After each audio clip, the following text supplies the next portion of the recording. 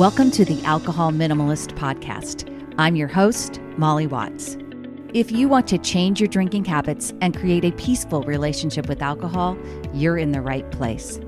This podcast explores the strategies I use to overcome a lifetime of family alcohol abuse, more than 30 years of anxiety and worry about my own drinking, and what felt like an unbreakable daily drinking habit. Becoming an alcohol minimalist means removing excess alcohol from your life so it doesn't remove you from life. It means being able to take alcohol or leave it without feeling deprived. It means to live peacefully, being able to enjoy a glass of wine without feeling guilty and without needing to finish the bottle. With science on our side, we'll shatter your past patterns and eliminate your excuses. Changing your relationship with alcohol is possible. I'm here to help you do it. Let's start now. Well, hello and welcome, or welcome back to the Alcohol Minimalist Podcast. With me, your host, Molly Watts, coming to you from, it's a beautiful Oregon. Cold and clear, but oh my goodness, we have had just a stunning November. I talked about it last week, how I was hoping for another repeat on Thanksgiving, and it was. And then the whole weekend and the last couple of days. I see rain now in the forecast, but man, I have no complaints. If you can believe it, I have no complaints about November here in Oregon. It's the last Wednesday of November. So tell me, how did No Binge November go for you? My November, as far as drinking goes, has gone pretty much to plan. No binge days. A couple of days that I had that fateful third drink, and I've shared many times on the podcast and even earlier this month that third drink is usually a poor choice for me. If I decide to have a third drink, I typically feel it the next day in terms of anxiety. It always disrupts my mood, my sleep, and in general, I'm just a little off, less productive, I think. And my mood feels a little meh, right? Just kind of not myself. It's definitely not the best version of me. And that happened a couple of times this month. I have been working on, if you're not familiar with it, you haven't been around the show for the whole year. I have been on a track for 70% alcohol-free days, and I have a whole guide. You can pick it up on how I'm doing that based on a plan of the 30-day months and the 31-day months and a more sober October and a more dry July. And then, of course, dryuary. And all of these things add up to being 70% alcohol free. And in November, that is a 30-day month. And so I have 11 or 19 alcohol-free days is the plan. Well, on two separate occasions, I had one beer that was not on plan on 2 days. So I did not stick to my 70% plan for the month of November. And last time that happened, I had one extra day in the month of April when I was on vacation, and I made up for it in May. And so I am thinking about whether or not I'm going to be able to make up for it in December this month. And I find myself reluctant to make that plan, which is very interesting to me. And yes, it was just one beer. And I had this whole conversation in my brain like, it was just one beer. It's not really a big deal to have one beer. That's not really off-plan drinking, is it? Now, I want you to think about that, how my brain wanted to try to convince me that just one beer wasn't really a big deal. It wasn't off plan. It is off plan. If I have an alcohol-free day planned and I drink a beer, it is off plan. And why is that important? It's certainly not anything that I'm going to beat myself up about, all right? I am not, but I am curious with my brain. And I want to understand where it is that the thinking needs to change, because ultimately what is important to me is prioritizing alcohol-free days in my life. Okay? I don't get to have a mostly alcohol-free life without prioritizing alcohol-free days. And if I don't prioritize alcohol-free days, if I just decide that having a drink doesn't really matter, it doesn't count, it's no longer, even though it's no longer an alcohol-free day. Do you see how slippery of a slope that is? and how quickly our behavior changes. And when we are not, it's what we show up doing consistently over time that defines who we are and what we do with our lives. And that's where I want you to pay attention. It isn't whether or not I make it up in December. Statistically, I'm still going to be really like as close to 70% as anything. And that isn't the point. The point is what I want my life to be about.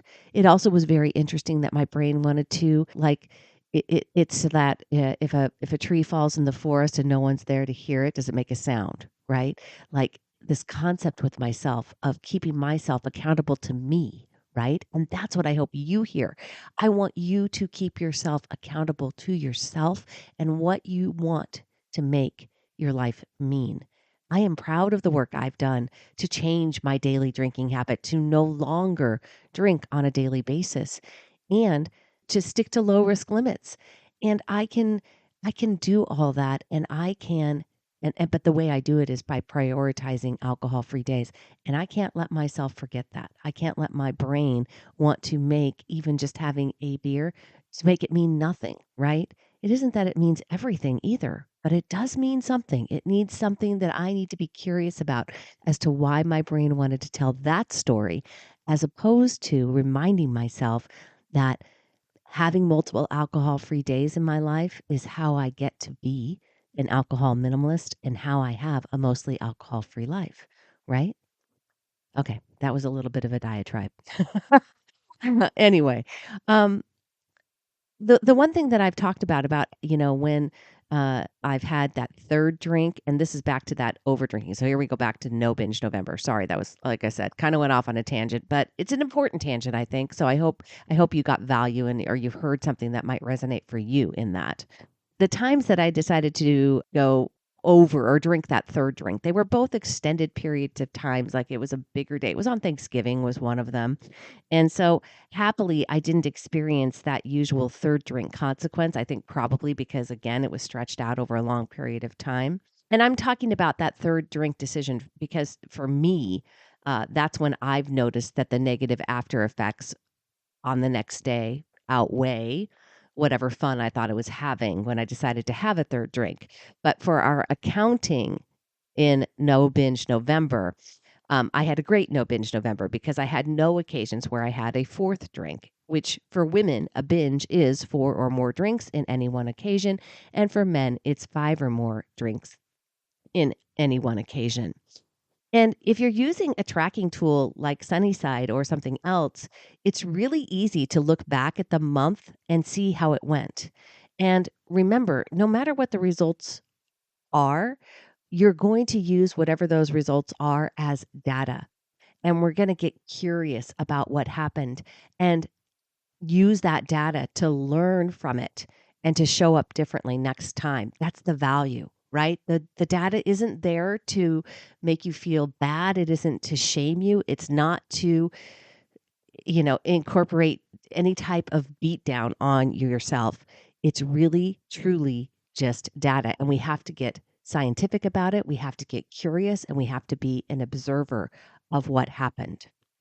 Now, as we're headed into December, it is the biggest month of the year for alcohol sales. Did you know that?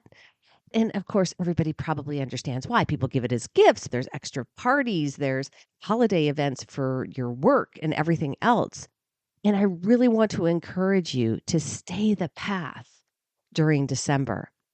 And if you're just beginning to work on changing your drinking habits, this month might be a really great time to take advantage of Just Start. Now, Just Start is my mini program, and I know it might feel counterintuitive because you've got everything else that's going on, right? But here's the truth. Every choice is a chance, and you've got a lot of opportunities for choices and to make better choices with alcohol in December. And if you want a little more support to do that, check out Just Start. It's a 30-day mini program. You get the audio version of my book, Breaking the Bottle Legacy. You can listen to it as you're driving around in traffic or holiday shopping or whatever. You get email support for 30 days. You get access to my 4S New Belief System video series. And it's the only place that you can find that, by the way. And you get a companion guide 30-day workbook. Now, this is really the perfect gift to give yourself, right? And to get started. And you've got access to it forever. You're going to get the stuff delivered to you, the emails delivered to you with worksheets and reading over the course of 30 days, but you can keep those in a file, just store them, and you can always go back and reference them. It is really the perfect gift, and it's only $49. And a little bit of a side note, that price is going up next year in 2024. So this is the last time to get it for $49. Check it out at www.mollywatts.com/start. I've got a couple of prize winners. Remember, if you would like to be eligible for a prize, all you got to do is leave a review of this podcast wherever you're listening to the podcast, even on YouTube, if you leave comments there, or if you've read my book, please leave a review wherever you've picked that up. And you can do that. You can get entered. Everybody gets entered who even leaves just any type. You have to leave words. You have to leave comments because that's the only way you have a name. But if you leave some comments, you're going to get entered into the drawing. There are 2 prize winners each week. The first is a random drawing, and the second is a chosen drawing that I choose based on the content of the review. So today, the random prize drawing is at EJ Spitz. I know who this is. Congratulations. I finally drew your name. And so email me, molly@mollywatts.com, and I will send you out some alcohol minimalist swag. And P.S., those of you that are waiting still for your swag, I promise it's coming. I promise. I'm getting on top of it this week. The chosen winner this week is at John Patrick 1230. At John Patrick 1230. And at John Patrick 1230 wrote this comment on YouTube.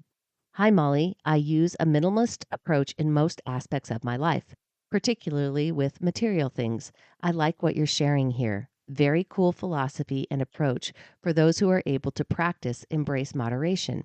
For some personalities, abstinence may be easier than moderation, but for others, it may be doable to make a mental shift toward drinking minimally. Abstaining can be very effective once an individual reaches cruising altitude, but I agree with you saying abstaining might not fully address the internal issue. Thank you for sharing your ideas and knowledge. Best vibes. Hey, thank you at John Patrick 1230. Best vibes to you as well. Please email me, molly@mollywatts.com, and I will send you out your alcohol minimalist swag. All right, on to this week's show. I am sharing another episode where I was a guest on a podcast. I was recently a guest on the Done with Dieting podcast with Elizabeth Sherman. Elizabeth works with midlife women who are working on looking and feeling better without all the standard diet industry rules. And I was really excited to talk to Elizabeth and her audience because honestly, I think we need to address women very specifically when it comes to alcohol. There are risks that are very specific to women. Increased breast cancer risk is most notable, and it's very real. And since COVID, binge drinking episodes have increased 41% for women specifically. So it's very important that women are getting this message. And in this episode, you'll hear us discuss the prevalence of misinformation, understanding low risk limits, the need for alcohol free days, and why it's important to form a healthier relationship with alcohol. We also touch on alcohol's neurochemistry because I can't stay away from that, of course.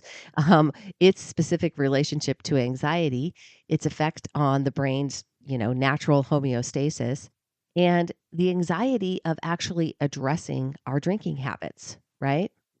Lastly, we touch on something that's very relevant for this festive holiday season, and that is FOMO. How can we navigate having fun without the fear of missing out and while we are also drinking less? I will link Elizabeth's website podcast in the show notes. She has a really wonderful tool. It is a guide that is called The 8 Basic Habits That Healthy People Do. And I really think you're going to love that. So sign up for it. You can check it out. Again, I'll link it in the show notes. Here is my conversation on the Done with Dieting podcast with Elizabeth Sherman. Have a great week, everyone. I'll see you next time. Wonderful to be here. And yeah, absolutely. Getting to know you, getting to know your work, and what you're talking about on Done with Dieting. I'm excited to be here and share our philosophies because I do agree with you. We have a lot of things in common, and the people that we speak to, I think, are similar in terms of what they're looking to do and hoping to change in their lives. I am someone who works with people who typically have what they consider an unbreakable drinking habit. So, not somebody that who would necessarily consider themselves to have a drinking problem, but maybe a habit that they just can't seem to break. They're looking to create what I say a peaceful relationship with alcohol. And my podcast is called The Alcohol Minimalist. We don't live in the lanes of black and white thinking and needing to cut things out completely. But we do talk about minimizing alcohol because there's some real health reasons and health considerations for why people would want to reduce their alcohol use. And I talk about that a lot. And I also talk to some degree, I'm an adult child of an alcoholic. So there's a little bit of us, we talk about that to some degree too on Alcohol Minimalist. But I'm excited to be here and share some of the work that I do in terms of talking. I'm always the fun one to have at the party, right? Because I'm going to come in and tell you why you shouldn't be drinking the wine that you're drinking. Yeah, everyone wants you around for sure. Right? Exactly. It's not that bad. I promise. You can absolutely drink your glass of wine, and I am here to tell you why it's okay and why you might want to consider not drinking the whole bottle. Yeah. Well, it's so funny when I meet clients in the grocery store, they like almost feel embarrassed about what's in their Oh, yeah. cart. Or my clients will come to me and they'll like profess all of their sins. And I tell them that I'm not their health priest, I love that. Yeah, right? exactly. I'm nobody's big brother. I'm not watching, and I'm here to help people. And I think you talk about this too. I talk all the time about becoming a better mind manager and becoming a better thinker, because at the end of the day, that's really what it's all about. And we need to be willing to question the stories that we have around alcohol and some of the long held beliefs that probably started when we were kids and we weren't even considering drinking alcohol, but we were learning about it, right? From society, from our family, from our friends. And all of those things feed into an unconscious system that we have that drives our desire to drink. And we need to be willing to challenge that and bring that thinking into the conscious, which is really what I focus on mostly.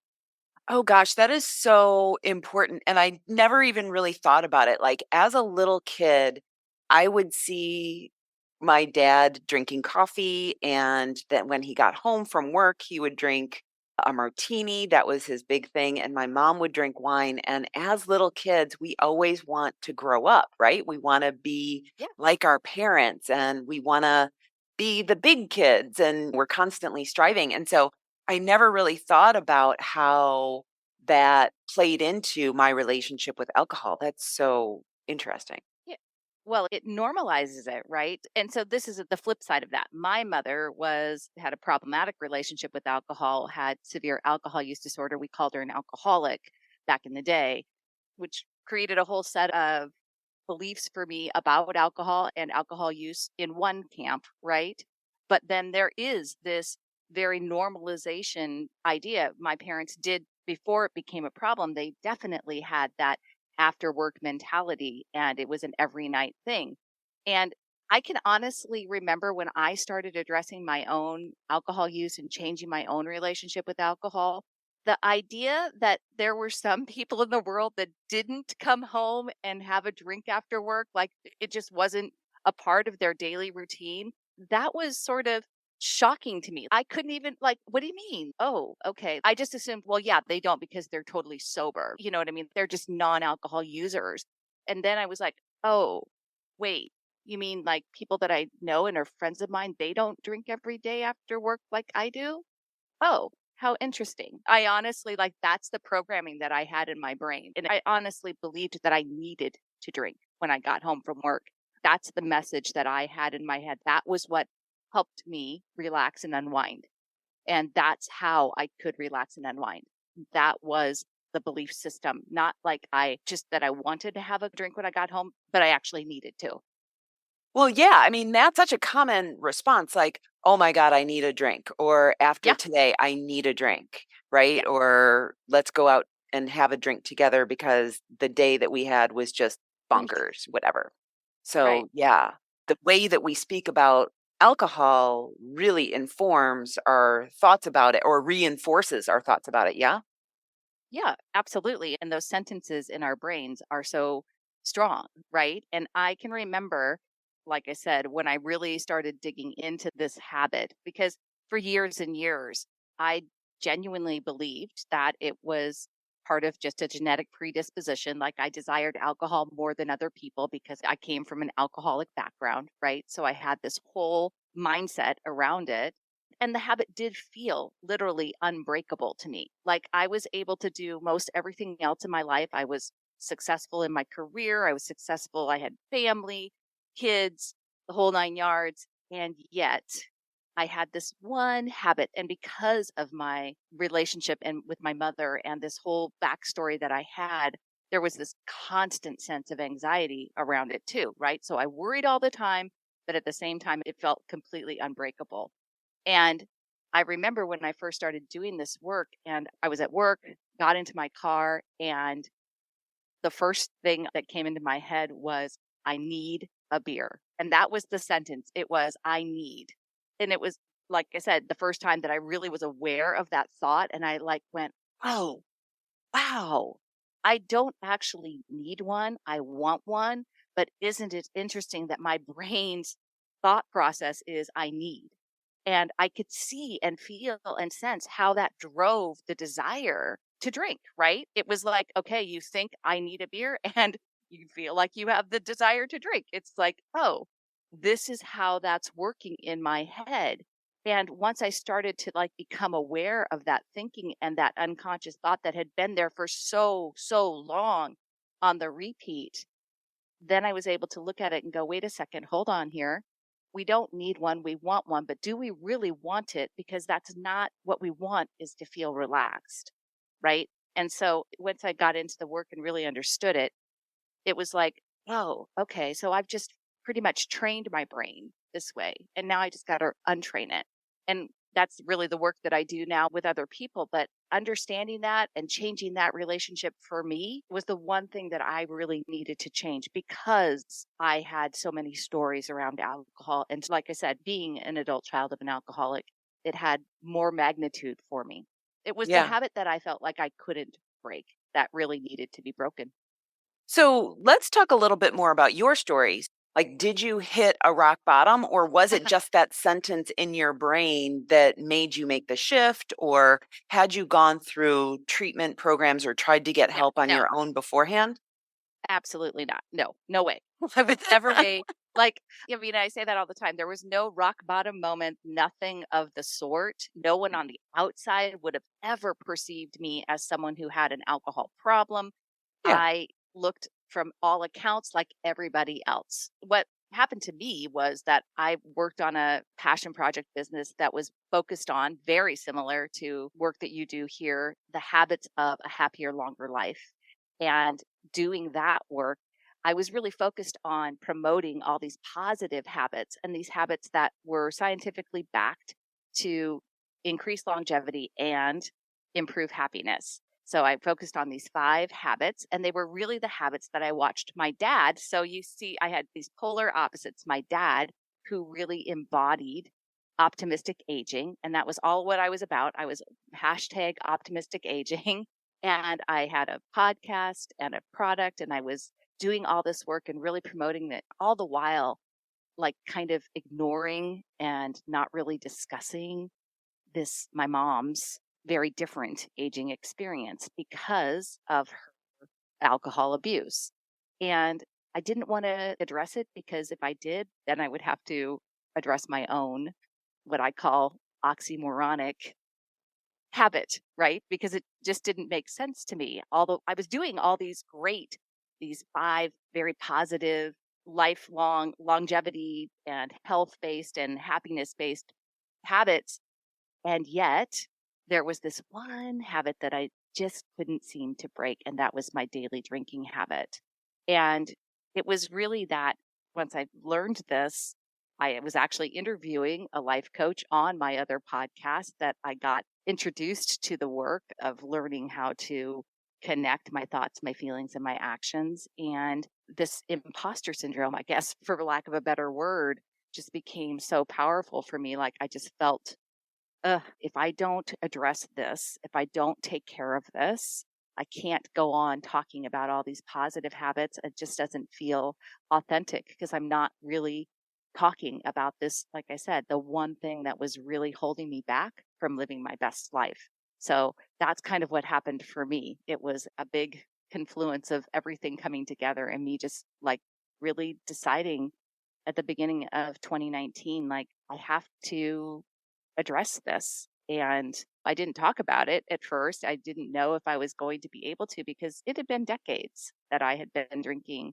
daily and well beyond the limits of what people would consider. I thought it was moderate, which as a lot of people don't really understand or know the actual definitions. And that's part of what I do too. I dove into the science, I dove into learning all about self coaching and things like that. And I applied it all, then ultimately became a coach myself because everything that I learned and I kind of took bits and pieces from everywhere because not the way that I learned and the way that I applied things. I'm very analytical, very science oriented. So the science and the neuroscience was really important to me.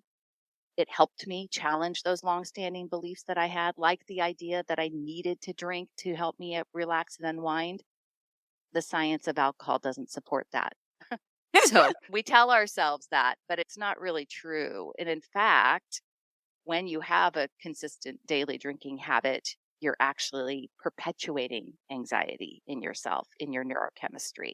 That's a long-winded answer. I apologize. But yes, that's how I got to where I am now. And I went on to write a book, host a podcast, and now work with people all over the world, which is really incredible, and help them use the same tools that I eventually used, use self-coaching, use science, and really understand what's going on and be able to change and break unbreakable habits.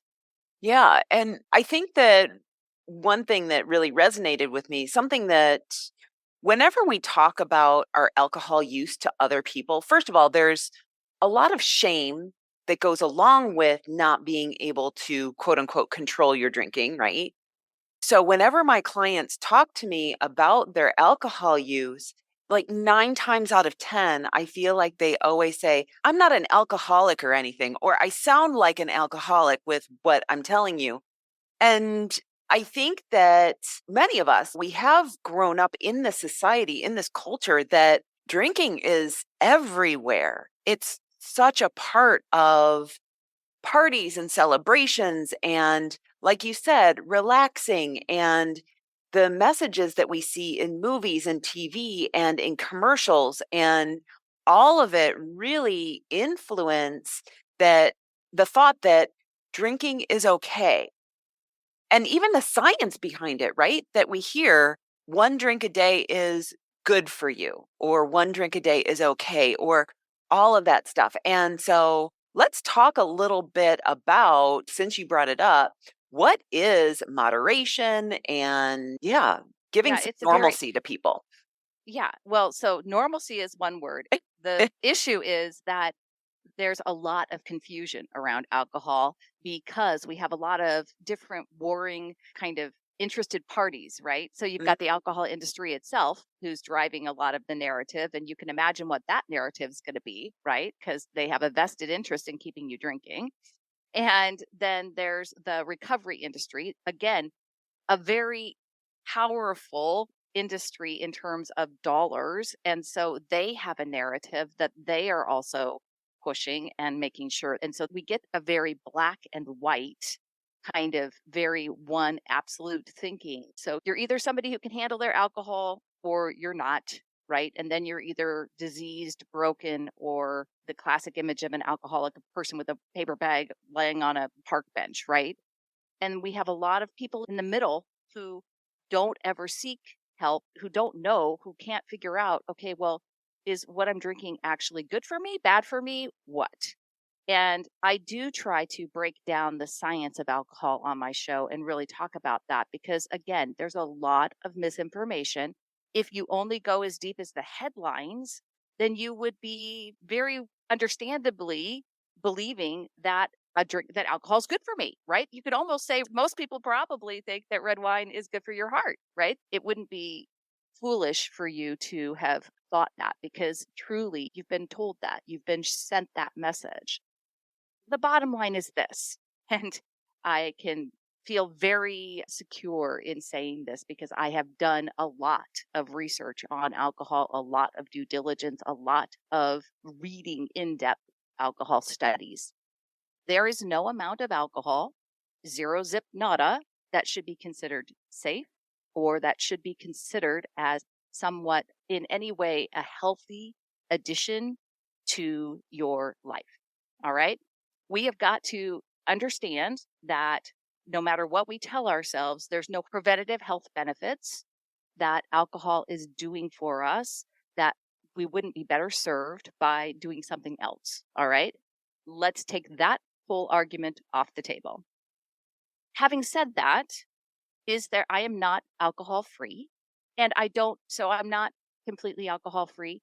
However, just like other things that I include in my life that have health risks associated with them, right? So you could lump that into food things or not enough cardio exercise or too much stress in your life, right? There's a lot of things that are happening to us that we want to mitigate. And I believe that alcohol it falls into that category. It is a known carcinogen, ladies. So we have to pay attention to that.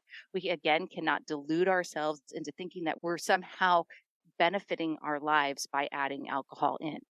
Having said that, there are low risk limits that people can include in their lives that basically are associated with what it means is that you have a very slight chance, very low chance, like a 1 in 100 chance of developing alcohol use disorder if you stick to low risk limits. Like I said, in terms of preventative health, and if you look at it like on a global health basis, people that stick to these low risk limits basically also fall into the longest lived peoples. Now, that doesn't mean that it's because of the alcohol, okay? It just means that is observational data that we get when we look at them over the course of their lives. The non-drinkers and then the high drinkers, they have higher mortality outcomes than the people with the low risk limits. But again, that could be because they exercise more, they have access to better health care, they have better diets. There's 1,000 other reasons that could be it. But having said that, that's what is true about low risk limits. What does that mean? Low risk limits are for women 65 and under, no more than 1 standard drink per day or 7 standard drinks in a week, and no more than 3 standard drinks in any one day. So that would mean that if you were going to have 7 drinks over the course of a week and you decided to have 3 drinks in one day, then you would obviously be having alcohol-free days multiple days during the week. I talk a lot about blood alcohol content and paying attention because really at the end of the day, that's what it is about. I say that every time you drink, it's kind of like your own personal petri dish, which a chemistry term, because everything is dynamic. So whether you've eaten, how much sleep you've had, whether you're female, whether you're male, how much you weigh, how hot it is outside, all of these things impact our body's ability to metabolize alcohol. So there's just never going to be a time when you're going to really overdrink. You're never going to drink beyond 3 drinks, and you're really going to definitively raise your blood alcohol content above 0.055%, which is considered the therapeutic amount of alcohol. Anything above that, and you're asking for negative consequences. In short, yes, the low risk limits are that no more than 1 standard drink per day. And that is really, again, what moderate drinking is supposed to be. No more than 1 standard drink. And people don't really sometimes know what standard drinks are either, which is another issue. But yes, and no more than 3 drinks in any one day. And including multiple alcohol-free days in your life would be, again, a part of that routine as well. Just a quick break to talk with you more about Sunnyside. Did you know that Sunnyside uses science to help you reach your goals by focusing on 3 scientifically proven superpowers that you have? Number 1, the power of pre-commitment. Each week, you set an intention for the week ahead that includes a tracking goal, a drink goal, and possibly a dry day goal. Number 2, the power of conscious interference. You'll learn the habit of tracking each day as soon as you finish it, which creates a mindful pause before you start the next day. And number 3, positivity.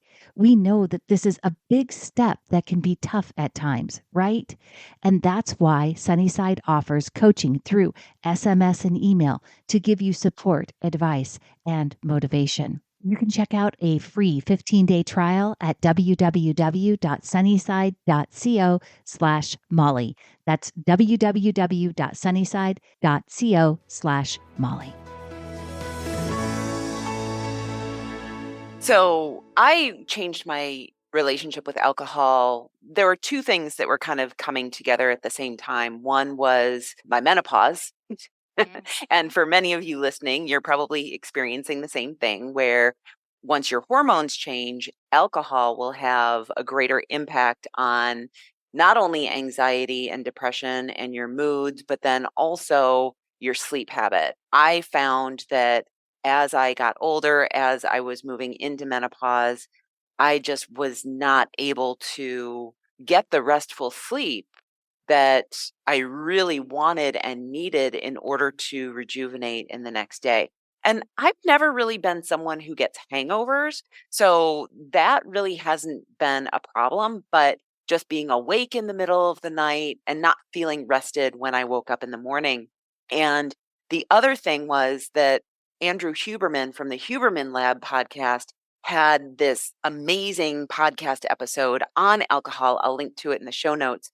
But yeah, then that was just so scientific. It's a really long episode, everyone who's listening. It's a really long episode. I've been listening. Yeah, it is. I had to break it up. And very sciencey. Very sciencey. I think I had to listen to it twice and break it up into half-hour chunks because it's at least 2 hours, if not 2.5 hours. But anyway, that really allowed me to examine my relationship with alcohol. Now, thinking about that, I was really scared, and we can talk a little bit about this, that the social impact of changing our relationship with alcohol. So my husband and I really bonded together over wine. We're going to Italy in just a few weeks now. And by the time that this episode airs, we will have gone and come back. But I am a little worried about how to navigate that because I know that Italy is going to have so much amazing wine, and just navigating that relationship with my husband too. It's scary when your relationships are built on what you think is alcohol and then ratcheting back a little bit and wondering, is my relationship with this person going to change? Are they going to still invite me out? Let's talk a little bit about the fear that goes along with changing your relationship with alcohol. Yeah, I think it's very normal. I talk with people all the time. My husband and I had the same kind of relationship, and he still has a different relationship with alcohol than I do now, which fed into my long, again, standing beliefs that I couldn't break my own habit because what was I going to do every night when he was drinking and I couldn't? That was the mind, right? That was the mind. You can't drink, right? So obviously, I think the thought that is just reminding ourselves that it's a choice that we're making, that we want, this is what we choose, right? It's not like you can't have a glass of wine. You're choosing not to have a glass of wine. And your connection with your spouse, and there's so many other wonderful, good golly, all the other atmosphere of Italy and the food, where the surroundings and everything else. We just have to remind ourselves that our brain loves to tell an old story that is habited and well-worn because it's easier, right? It's the easiest story that it always wants to hear first. And there's other perspectives. I say to my students a lot, my clients, I never like to use the word but because that's more into that absolute, that's like the either or story, right? It has to be one or the other. Instead, it's like, and what else is true? What else is true for me here? A glass of wine sounds really good, and I really value being able to have a good night's sleep, right? So it's not either or, and we have to really remind ourselves that these are options that we're choosing. And can you still have a sip of wine and taste it? That's your choice. That's your decision. And you can also choose to not have a glass of wine and still have a really wonderful time, right? Do those thoughts still come up? Absolutely. Are they still going to be needing to be challenged? Yes. And we get to remind ourselves that there's another version of the truth. There's another version of this story that's going to help me feel better in this moment. And I'm going to redirect my brain there. And that's what I'm going to choose to focus on because that's what's going to help me have a good time in this moment. Yeah. Well, and for those of you who are struggling with your sleep and alcohol, and everyone is completely different, but I find that I can probably have one glass of wine and depending on how close it is to bedtime and Yep. still sleep pretty well. But once I get into those two, maybe Yeah, you don't glasses, want then you wouldn't want it. So, general rule of thumb for me is, and this is something that I was listening to. I don't know if you've ever heard of Dr. Peter Attia, but he's this longevity doctor. He just wrote this book, Outlive, and he's been on a few podcasts, and I've been listening to him. And his rules of thumb for alcohol are really alcohol minimalist. So I'm like, yes, and he's like a longevity guy, so I'm like, perfect. His things he says are, there's got to be an insane reason for me to have more than 2 drinks in any one day, which is true. There's got to be an insane reason for me to drink on any more than 3 days in a week. And there's got to be an insane reason for me to have a drink more than closer to 3 hours to bedtime. His cutoff is 3 hours before bedtime.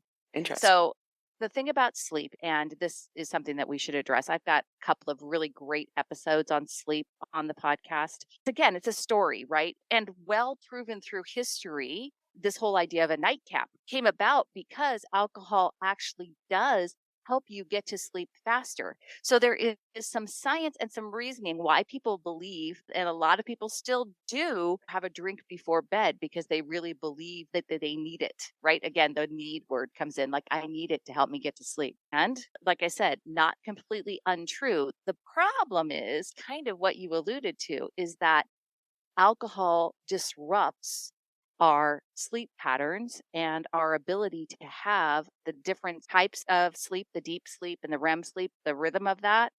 It disrupts our later pattern. So that's why you get that 3 a.m. wake up. And especially for women who are going through menopause, who are probably already battling some of that insomnia from the hormonal disruptions, it's just compounding it with alcohol. So it's very real. And so this idea that we need it to help us get to sleep, you may think that it's actually disrupting your sleep patterns, which when you are chronically sleep deprived is going to continue to have this cycle. And so you keep creating this cycle. You've got to figure out a different sleep hygiene practice because alcohol is not the one. It's not helping in the long run. Yeah, one thing that's fascinating is I found that when I stopped drinking so much, because I still do drink alcohol, just like you, Mhm. I stopped waking up in the middle of the night with intense anxiety for absolutely Oh, no yeah. reason. You mentioned it earlier. Let's talk a Yeah. little bit about the relationship between anxiety and alcohol. Yeah, well, I was going to say what you just said for no reason. Actually, there was a reason. It's literally the science of alcohol. It is the neurochemistry, right? So, alcohol, we think of it as a chemical depressant, right? It is a chemical depressant. But the reason that it is because it actually suppresses one of our very most important neurotransmitters and it increases the neurotransmitter, the other. So, we have GABA and glutamate. And these two neurotransmitters are basically responsible for turning the brain off and turning the brain on. And alcohol impacts both of them. So, what we get in that is that as the brain, you're drinking alcohol, basically altering homeostasis in our brains, right? The neurochemistry that we would normally have. So, why you get that anxiety at 3 o'clock in the morning is basically because the brain, after as alcohol is leaving the system, it is boosting up glutamate, and glutamate is rising, rising, rising, which is what causes people to feel that's turning the brain on, right? So, it's like it's turning the brain on. It's going to be leading to more, if you think about it, just being more agitated, anything else, right? It's amping the brain up. And so that's why when we wake up at 3 o'clock in the morning and we feel anxious, it's because literally we have done this to our brains. Because as alcohol leaves the system, the brain can't quite, it's trying to turn the brain back on because it feels all that chemical depressant from the GABA system. And so it's a natural reaction of the brain to try to get itself back to homeostasis, but it can't balance itself out quite as quickly as the alcohol is leaving your system. Well, and I think what is really important here is that probably a lot of listeners right now are thinking, but I even wake up with anxiety on days that I don't drink. And so understanding that this is just a buildup of the alcohol in your body and your body reacting this way, right? Yes, it depends. I mean, it would certainly depend on how much you're drinking, right? But if you're drinking a half a bottle of wine every day, and then that's going to be continually, yes, you'll have that rebound anxiety. But it also, gosh, with menopause, it could be a myriad of other reasons too. I wouldn't want to just simply say it could be caffeine, you name it. But certainly sleep protocols and sleep hygiene is so important for the brain, right? It's one of those things that we cannot underestimate. And so somebody who is drinking habitually or drinking consistently, and you're drinking close to bedtime within that 3-hour time frame, if you're drinking more than 2 glasses of wine or even one, give it a try, right? See how it feels if you just cut back, and see how it feels if you move that window back from bedtime, and see if your sleep starts to improve. It's not going to improve like automatically in the next few days, but it could over the next 30 days absolutely improve. And once it does, especially for women of a certain age, you get pretty protective of that, because once you get a good sleep and you feel better, because when you don't sleep through the night consistently, it's not fun. It's not good. Yeah, I was trying to be sober 3 nights per week. And on the nights that I would drink wine, I was probably having 2 or more. I was probably a heavy drinker. So on Wednesdays and Thursdays, I was probably drinking 2 glasses, maybe 3 on Thursdays, definitely 3 or 4 on the weekends. Fridays, yeah. I'm glad you said heavy drinker, because that's the thing. When you go over, if you're drinking more than 7 standard drinks in a week, by the guidelines of the CDC and the National Institute of Alcohol Abuse and Alcoholism, you're considered a heavy drinker. And if you have any nights throughout the month, ladies, where you would be considered a binge drinking, which would be anything more than 3 standard drinks in a day. So if you had 4 drinks on a night, and Lord knows I had plenty of them, if you have one of those in a month, then you're considered a heavy drinker. Wow. Okay. Yeah. And so, like, when I realized that I was not a moderate drinker, that I was considered Yeah. a heavy drinker, that was a huge pill to swallow, and Yeah. really wanting to get it under control at that point. Yeah. And I think also for me, I never realized how much the anxiety of this worry that I had around alcohol was holding me back. Like I just never addressed it in my own thinking. I never really allowed it to be there. I just accepted it as like the consequence of somebody who was drinking more than they kind of knew was intellectually good for you, and an adult child of an alcoholic. Like I just thought, well, this is just my life. This is who I am. This constant anxiety that I have is a natural consequence for a habit that I can't seem to break, right?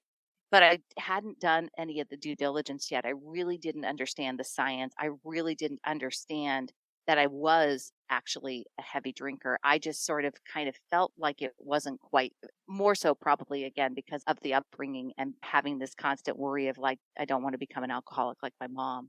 Yeah. But yeah, it's amazing. And the thing of it is that there is what I really focus on, and what I want people to hear is there is so much benefit if you're someone who is quote unquote a heavy drinker, but heavy drinker by clinical standard, like the ones that we're talking about, but in your mind, you're a moderate drinker who is drinking 20 to 30 standard drinks a week, whatever that is, even 10 to 20 standard drinks a week.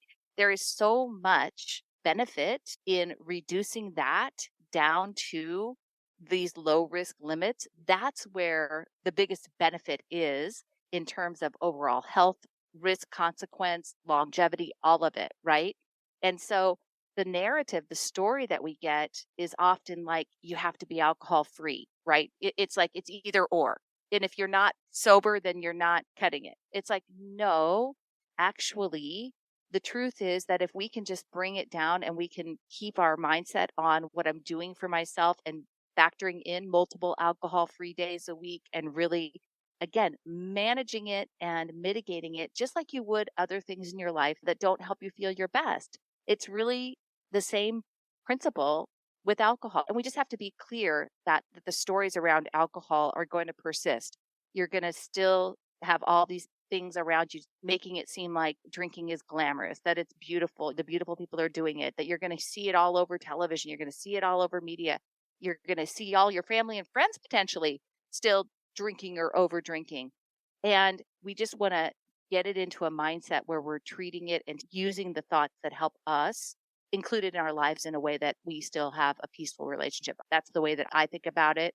And kind of like you said, it's like, okay, I was over drinking. This is how much I was drinking. Once you cut it back, you're like, okay, yeah, you know what? That wasn't serving me. That wasn't helping me sleep. That wasn't helping me feel great. And when you do it, you're like, oh, okay, I really noticed. You probably can relate. If there's a day that I decide to include 3 drinks now, I feel it. No matter what, I feel it the next day. It impacts my sleep. I'm 100% cognizant of it. And it's not that it never happens, because sometimes it does, but I use it. I like go, oh, okay, yeah, right. This is why we don't really like to do that anymore. Okay, so here's the next question that I think everyone who's listening is asking themselves. They're thinking, okay, but after the second glass, since alcohol decreases our inhibitions, right? Yep. How do I say no to that third glass? I just want to keep going. Yeah, interesting that you bring that up, because in my group, we talk about it a lot. The third glass is the trickiest. It's the one that really is going to push people past the point where they don't want to make the logical adult decision, right? Yeah. At 2, let's say, so has there ever been a time when you had 2 glasses of wine and chose to stop? And they were like, oh, yeah, of course, they've done that. Okay, so then we know it's possible, right? Then we know you can do it. And I think part of the process that I teach with people is having a plan in place ahead of time. So we get the logical adult prefrontal cortex is the one making the plan. We're not allowing the plan to be made in the moment. When we've had the 2 glasses, we're really planning ahead. That's part of it. And I'm not going to tell you, I mean, sometimes, yes, alcohol definitely, but at 2 drinks, unless you just really haven't eaten at all and you really haven't slept at all, you still should have enough cognition to be able to say, okay, this is the plan I made. Get to the 3rd drink and you're probably starting to tilt into, and I've done it myself where I've had a 3rd drink and my brain is like, this is really fun. Let's keep going.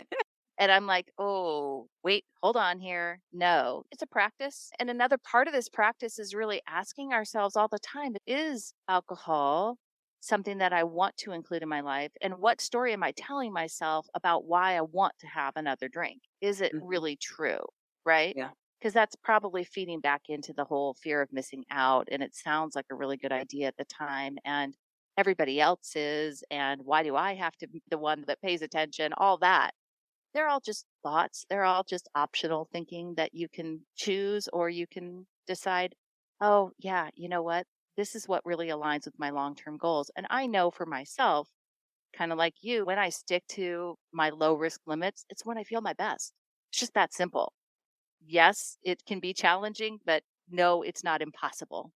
Yeah. Well, and I think what you said in there, and this is something that I talk about a lot, which is your future self. So once you have your own back and you're like, I don't want to have to pay for this for the next 3 days, and being aware of it and making the decision on a conscious level and saying, okay, I can have this third glass of wine. And I know that the risk that comes with it is I'm not going to be able to sleep. I'm not going to be able to potentially do all of the things that I had scheduled for myself tomorrow. And is it worth it? And what I tell my clients is once you make that decision, you no longer have the right to beat yourself up with the inner critic tomorrow and say, oh, I shouldn't have done that. Right? Because that's the other part of it, is beating ourselves up on the other side of it. Yeah, I talk a lot about curiosity and compassion, and we have to be willing to learn from our missteps. In my coursework, I call it the off plan, because you have to have a plan for when you go off plan, because you're going to. You are going to, without question, you are going to struggle at times, and that's okay too. Struggle is actually been proven to help us learn when things are challenging for us. So we have to be willing to question all the stories that we've held on to and anything that is a self-limiting belief, right? I mean, anything that's going to keep us from becoming who we want to become, we have to be willing to question. And I think that the idea of it is, again, fueled by the recovery industry, fueled by this black and white thinking that we have around alcohol. It's very easy with alcohol to fall into a shame spiral. And we have to just allow that. We're going to put on the brakes and we're going to stop ourselves. And we're really going to put on the hat of the scientific observer and look at ourselves and be willing to accept it as data, not drama. We're going to dig in and figure out why it happened, because that's how we learn. And that's how the next time the situation comes up, we'll have a better idea of how to go about it differently. It takes practice and repetition, but I guess what I hope people hear is that it's not only possible to change habits that don't serve you, but it's really worth it. So good. Thank you for being here, Molly.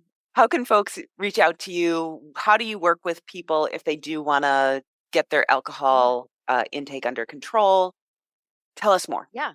So you can find me over at www.mollywatts.com. That's the easiest place, or the Alcohol Minimalist Podcast. And I have Making Peace with Alcohol is my program. That is a 6-month program that people can work with me in terms of group coaching and coursework and community. And you can learn more about it over at mollywatts.com. Awesome. Thanks for being here. You are awesome. Thanks, Elizabeth.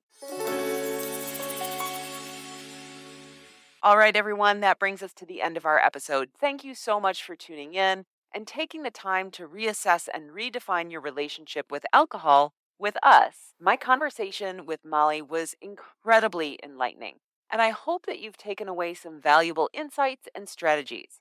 If you're interested in learning more about Molly and her podcast, Making Peace with Alcohol, and the work that she's doing, don't worry, we've got you covered. Check out the show notes for all the links that you need to connect with her. Remember, you're not alone in this. Many of us are reassessing our relationship with alcohol and learning to prioritize our health, anxiety, and conscious consumption.